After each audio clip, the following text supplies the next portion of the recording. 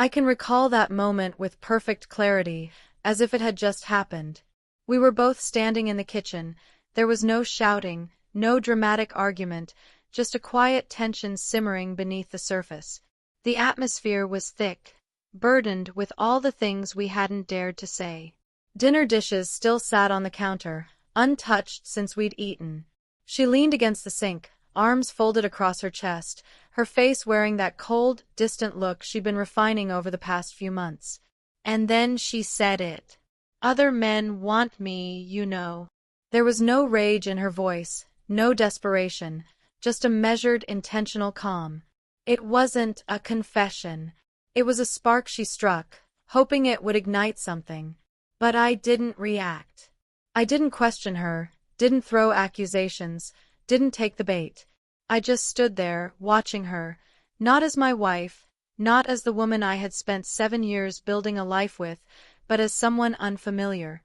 A stranger who had been sharing my home, lying beside me at night, pretending to love me, all while slowly withdrawing.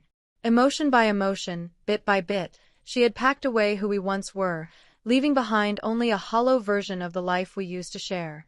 That's when I truly saw it. She had already left me. Not physically, but in every way that mattered. Her heart, her thoughts, her presence, they'd all slipped away long before those words were spoken. The bond we had didn't shatter all at once. It had been slowly unraveling, thread by thread, until nothing remained but an empty echo. I didn't yell. I didn't throw a glass or slam a door. I didn't even ask her what she meant.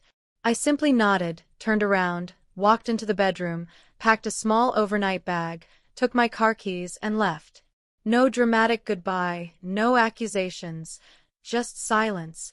That night, I drove 3 hours north to an old cabin my late uncle had left me. It wasn't much, weathered, half forgotten, but it had power, peace, and no cell reception. Exactly what I needed. That first night alone, I really let myself think about everything. All the signs I had brushed aside. The sudden late work hours. How she'd stopped laughing at my jokes.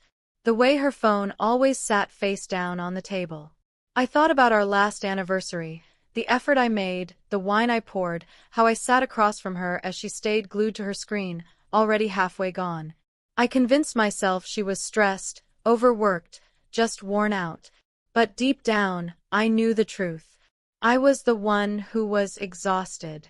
Worn down from trying, from carrying the weight of the relationship alone. I was the only one still holding on. Days slipped by in the cabin, each one quieter than the last. I didn't call. I didn't text. I left her to the admirers she claimed were lining up. By the second week, her emails started coming in. Just a few words at first. "Where are you? Are you okay? Can we talk?" I didn't respond. Not out of cruelty, but because I finally understood. Nothing I could say would change the decision she had already made. By the third week, the messages got longer. She said she didn't mean what she said. That she'd been angry. That she felt unseen. Her words changed. "I just wanted to feel wanted. I didn't know you still cared. I thought you stopped loving me." But I had loved her. Deeply. I had simply grown weary of proving it to someone who treated my love like a negotiation tactic. She had pushed me, tested my limits, dangled emotional bait, and I had finally stopped playing. A month passed. Then another. When I finally returned to the city, I didn't go back to the life we shared. I found a small place, tucked away, and quietly began again, on my own terms. She didn't even know I was back. Then one afternoon, I saw her at the grocery store. She looked thinner, worn out, and alone. When her eyes met mine, they widened. I gave a courteous nod and kept walking. But she reached out, gently touched my arm. "Please," she whispered. "Can we talk?" I looked at her the way I had that night in the kitchen, as a stranger. But this time, the regret in her voice wasn't cloaked in pride or manipulation. It was raw, honest. But I had nothing left to give her, not even words. So, I said nothing. I just walked away.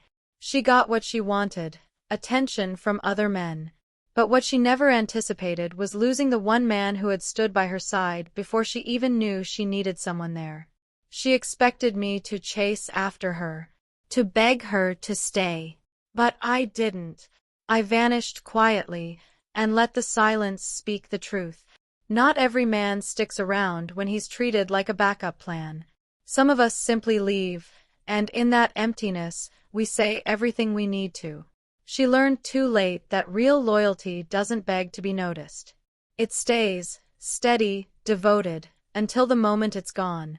And once it's gone, the silence it leaves behind is louder than any words ever spoken. She wanted to feel desired. And she got what she asked for. But in return, she lost the only man who truly loved her.